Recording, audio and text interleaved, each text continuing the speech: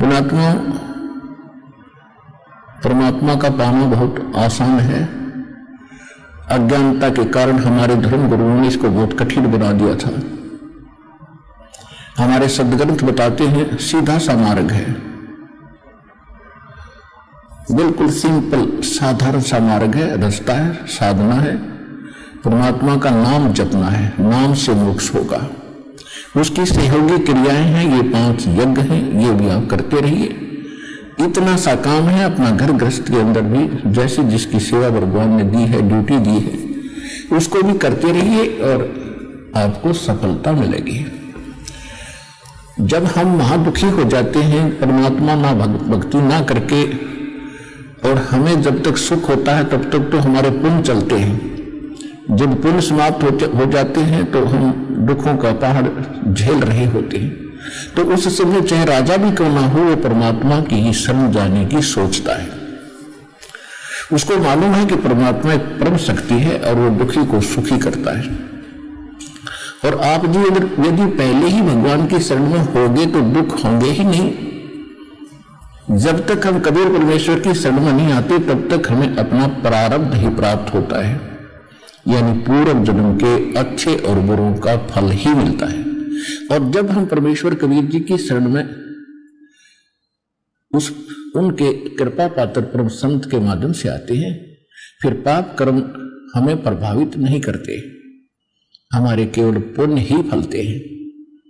और प्रारब्ध के अंदर कोई ऐसा बुरा कर्म हमें हानि करने वाला होगा तो वो भी परमात्मा समाप्त कर देते। इसलिए हम भगवान को खोजा करते हैं, इसलिए भगवान की तलाश किया करते थे कि हमें कोई कष्ट ना हो। और भक्ति भी कर रहे हैं और फिर कष्ट जो के तू आ रहे हैं, तो या तो वो भक्ति ठीक नहीं, वो भगवान पूरा नहीं, या फिर आपकी कोई भक्ति में त्रुटि है। इन 3 कारणों से ही हम दुख उठाते हैं।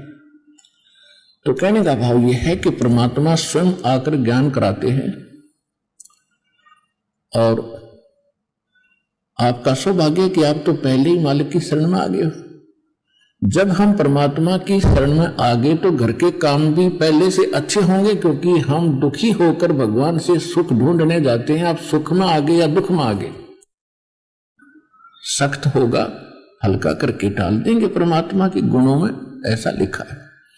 और वो यहां आपको प्राप्त भी होगा।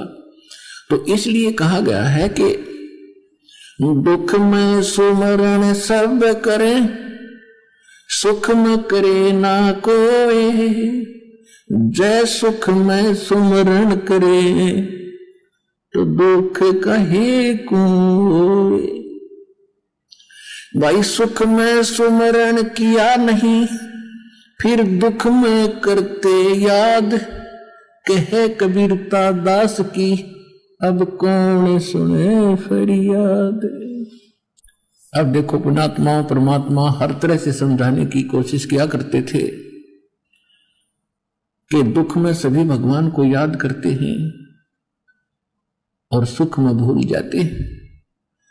और फिर संकेत करते हैं यदि आप सुख में ही भगवान की भक्ति कर रहे होगे तो दुख होगा ही नहीं। और फिर संकेत करते हैं कि यदि आप सुख में याद किया नहीं, फिर दुख में करते याद, फिर कहे कबीरता दास की फिर कौन सुने फरियाद।